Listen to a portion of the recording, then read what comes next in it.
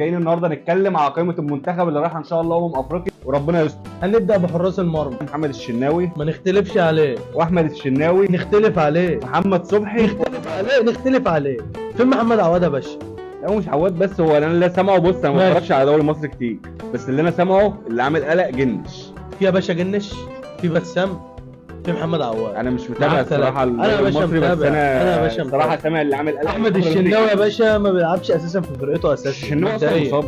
هو كل شويه اتصاب. لا الشناوي مش اتصاب يا ابني، هو اللي ومصطفى مخسر شوبير اللي اصلا وقف. بيراميدز.